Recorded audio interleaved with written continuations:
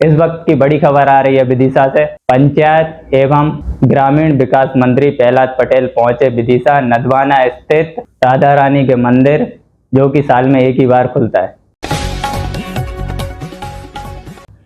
विदिशा के नदवाना स्थित राधा रानी के दर्शन करने पहुंचे पंचायत मंत्री प्रहलाद पटेल। 336 साल पुरानी परंपरा का विदिशा में हो रहा है निर्वाह। कई सालों पूर्व वृंदावन से राधा रानी के स्वरूप को लेकर विदिशा आया था परिवार। प्रहलाद पटेल ने कहा है कि पिछले 4 सालों से वह राधा रानी के दर्शनों के लिए आ रहे हैं। विदिशा के वृंदावन गली नदवाना में प्राचीन राधा रानी का मंदिर स्थापित है। यहाँ ब्राजी राधा रानी वृंदावन के स्वरूप की है कि साल में सिर्फ राधा अष्टमी के दिन यहाँ आम श्रद्धालुओं के लिए पट खोले जाते हैं। आम आदमी उसी दिन राधा रानी के दर्शन करने आते हैं। राधा अष्टमी के मौके पर मध्य प्रदेश सरकार के पंचायत ग्रामीण विकास मंत्री प्रहलाद पटेल लगातार 34 साल यहाँ दर्शन करने के लिए आए हैं। उन्होंने मीडिया से बात करते हुए कहा कि 336 साल की परंपरा के वह भी साक्षी बने हैं। हालांकि मंदिर के जीर्ण उद्धार के मामले में किए गए सवाल पर उन्होंने कुछ नहीं कहा। वहीं बता दें कि राधा रानी के मंदिर में आज सुबह से ही विशेष पूजा अर्चना श्रृंगार करने के साथ आम लोगों के लिए दर्शन के लिए पट खोले गए हैं।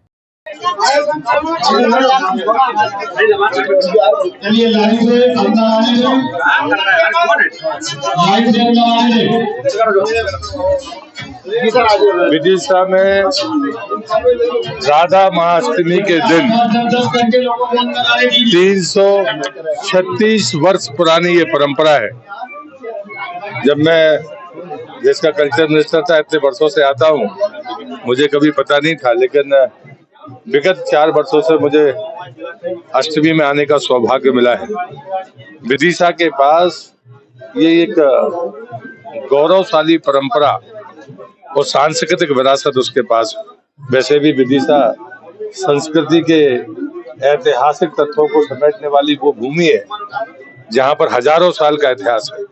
उसमें एक परंपरा ये भी है कि वृंदावन से चले थे लोग और जिनने सब कुछ सर्वस्व दांव पर लगाकर अपनी इस परंपरा को बचाया। उन वर्तमान सेवकों को और उनके पुरखों के चरणों में मैं नमन करता हूँ कि राधा रानी की ऐसी कृपा उन पर बनी रहे और हम सब पर बनी रहे, यही प्रार्थना। मध्य प्रदेश शासन का जीवनदार होगा, इसका उद्धार होगा मंदिर का। जय राधा रानी की है ना। मंदिर की खासियत है साहब, ये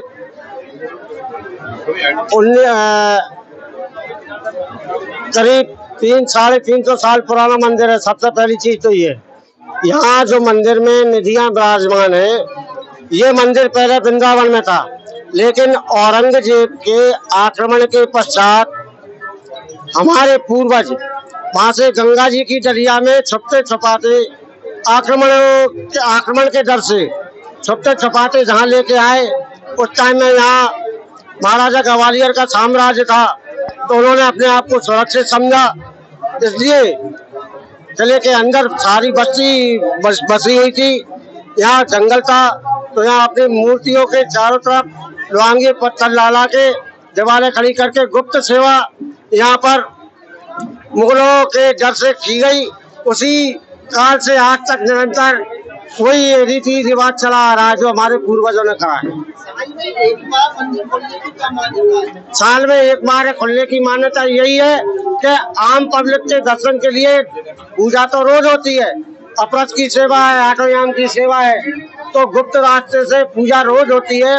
लेकिन आम पब्लिक के दर्शन के लिए साल में केवल एक बार ही दर्शन कराए जाते हैं निधियों के, क्योंकि वो बहुमूल्य अनमोल प्रतिमाएं हैं। विदिशा के अलावा आप ये कहो पूरे भारत के लोग आते हैं, गुजरात से, मध्य प्रदेश से, उत्तर प्रदेश से, आंध्र प्रदेश से, बहुत दूर दूर से लोग आते हैं। इस बार कुछ बदलाव किया गया क्या है? बदलाव ये किया गया है कि सभी भक्तजनों के सहयोग से, परिवार के सभी सहयोगियों के सहयोग से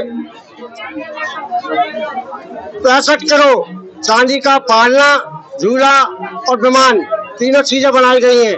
और सिंहासन केवल 28 किलो चांदी की है, जिसमें मातेश्वरी विराजमान हुई है रजत सिंहासन में। मंदिर में राजनेताओं की भी आस्था है। हाँ, राजनेताओं की आस्था है। हमारे उमा भारती जी पूर्व मुख्यमंत्री मध्य प्रदेश, इसके बाद प्रहलाद पटेल जी केंद्रीय मंत्री, इसके बाद क्या नाम से मध्य प्रदेश शासन के सांस्कृतिक मंत्री जी, और आपके क्या नाम से कृषि मंत्री जी, और भी अन्य जनप्रतिनिधि पदार्पण करते हैं। अभी कुछ ही समय पहले हमारे पूर्व वित्त मंत्री राघव जी भाई का भी पदार्पण हुआ था।